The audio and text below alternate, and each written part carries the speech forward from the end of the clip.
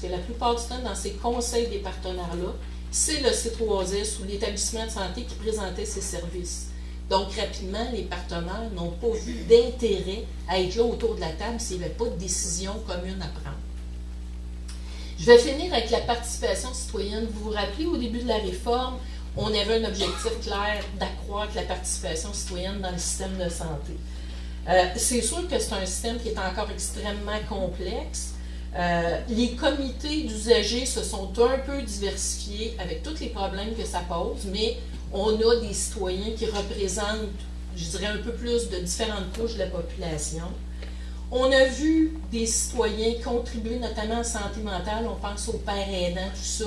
Il y a quelques petites expériences où des citoyens ont été mis à contribution dans la dispensation de services, mais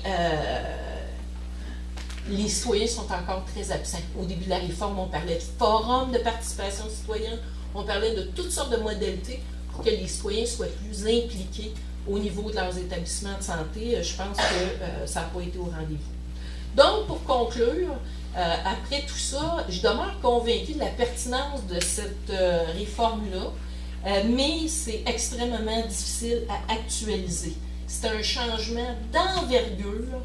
Il y avait beaucoup de concepts qui étaient difficiles à comprendre, donc difficiles à actualiser. Je pense qu'on n'avait pas une idée très exacte du chemin qu'on aurait à parcourir. C'est un gros système, ça ne se bouge pas aisément. Donc, je pense qu'on a sous-estimé l'ampleur et probablement qu'il aurait fallu un petit peu procéder en étapes pour que ça soit un petit peu plus gérable. Et moi, ma conclusion est la même que celle de M. Levin. C'est un système qui est encore extrêmement hospitalo-centré et on mise très peu sur la prévention, même si on sait que même si on rajoute des ressources, on n'arrivera pas à desservir l'ensemble des personnes malades si on n'agit pas en amont. Fait que voilà. Merci.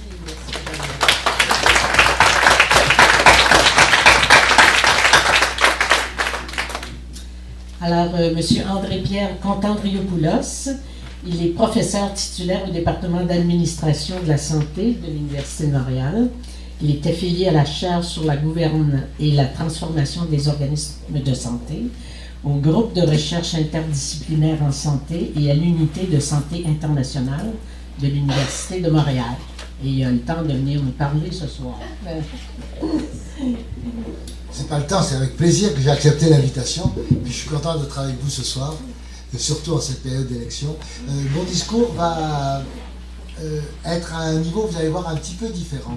Et au fond, et ça fait écho en fait à ce qu'on vient d'entendre de la part de M. Levin qui nous dit, écoutez, depuis le rapport Gastonguay, on avait des très bonnes idées, mais on n'est pas arrivé à le faire.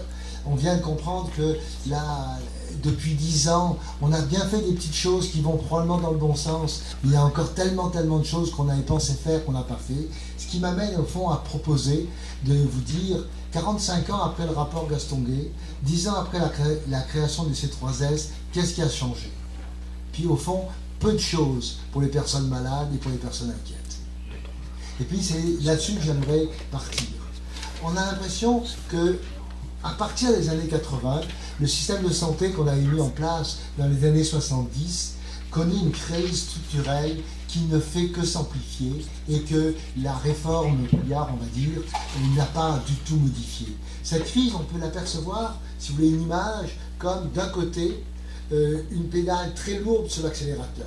Le développement des technologies, le développement des connaissances élargissent, on va dire de jour en jour presque, de semaine en semaine, le domaine d'intervention de la médecine. Puis en même temps, le vieillissement de la population, les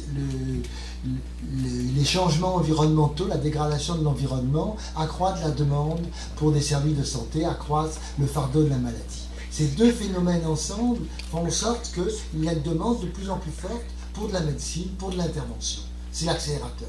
Puis en même temps, on s'aperçoit que les crises financières qui sont régulières et qui ont pris une ampleur toute particulière depuis la crise de 2008 obligent les États à contrôler leurs dépenses et en particulier, pour éviter les gros déficits, à contrôler les dépenses de santé. C'est le frein. Alors on a à la fois un pied très lourd sur l'accélérateur, un pied très lourd sur le frein, et quand vous faites ça sur une voiture, ça chauffe. Et effectivement, le système de santé chauffe. Il chauffe, les gens sont insatisfaits. Vous avez vu le sondage CROP là, qui vient de sortir, 62% des Québécois sont au fond insatisfaits. Puis insatisfaits par rapport à quoi? Parce qu'ils craignent, quand ils sont malades, de ne pas avoir accès aux urgences, de ne pas avoir accès aux médecins, ils pensent qu'il y a des pénuries d'infirmières, et ainsi de suite.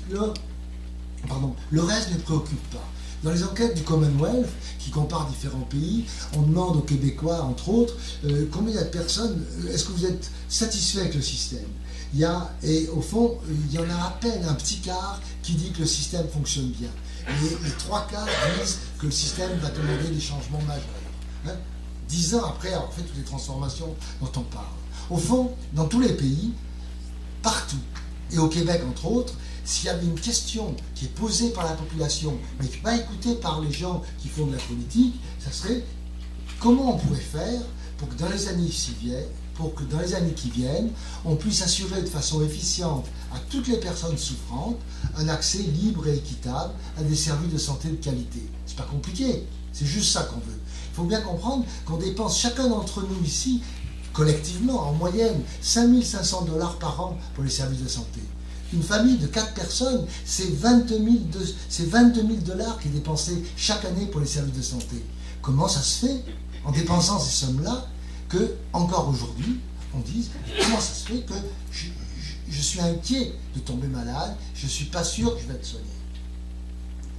C'est vraiment quelque chose de lourd, c'est quelque chose qui hypothèque notre société. Et qu'est-ce qui se passe? Autrement dit, on résume, d'un côté, il y a des attentes légitimes de chacun d'entre nous par rapport au système de santé. On aimerait être bien soigné quand on est malade.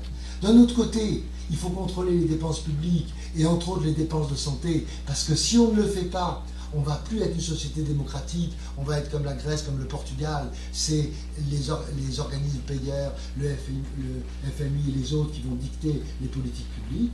Et donc, qu'est-ce que disent les politiques? C'est simple. Ils disent, ne vous inquiétez pas, il suffirait de faire plus et mieux avec les ressources existantes. Le système est fragmenté, ne vous inquiétez pas, il faut améliorer l'intégration. Hein? Alors c'est intéressant, sauf que ce n'est pas une idée nouvelle. On nous le répète d'élection en élection depuis 50 ans, mais ce n'est pas nouveau. Gaston Guéneveux, dans l'introduction, on lit « La création des centres locaux de santé constitue la véritable clé de voûte du système axé sur la médecine globale. Ces centres de santé devraient être formés d'équipes multidisciplinaires chargées de distribuer toute la gamme des soins généraux en intégrant les unités sanitaires, les services de santé municipaux, les soins généraux, les consultations externes des hôpitaux, les cabinets individuels et les soins à domicile. » C'est une bien bonne idée. Commission Gaston-Guay. Alors ça, écoutez bien, c'est intéressant. En 1970, on lit dans le tome 4, rapport 4, la chose suivante. Pour répondre aux besoins les plus courants de la population, la Commission recommande que les centres locaux de santé forment des équipes de base de 3 à 5 médecins, de 4 à 10 infirmières cliniciennes et infirmières soignantes, aidées d'un travailleur social, pour desservir une population de 10 à 15 000 habitants. Cette équipe de base est mobile, souple et en contact avec les médecins spécialistes en vue de répondre aux besoins. Bon, parfait. 1970, intéressant. 2000, la commission Claire. Alors là, il y a du plagiat, vous allez voir. La commission Claire nous dit, écoutez, c'est pas compliqué. Il suffirait que le volet médical de ce réseau soit assumé par des groupes de médecins de famille composés de médecins omnipraticiens, travaillant en groupe, en cabinet ou en CLSC, avec la collaboration d'infirmières cliniciennes ou praticiennes. Les médecins de famille se regrouperaient par équipe de 6 à 10. Ces médecins travailleraient en étroite collaboration avec 2 ou 3 infirmières cliniciennes et praticiennes, participant à la prise en charge et à la coordination des services. Ce groupe de médecine de famille serait responsable d'une population de 10 à 15 000 personnes. Sauf qu'on ne l'a pas fait. Sauf qu'on ne l'a pas fait, on ne l'a pas fait et on continue à dire qu'on va le faire.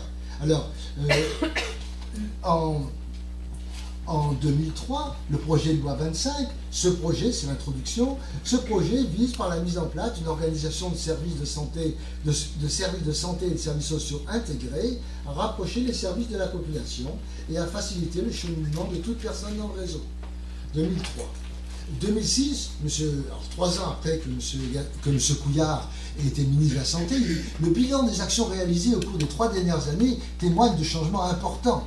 Il se dégage aussi des enjeux sur lesquels il faut agir rapidement, le défi de l'intégration des services. Donc il reconnaît 3 ans plus tard que ça n'a pas marché.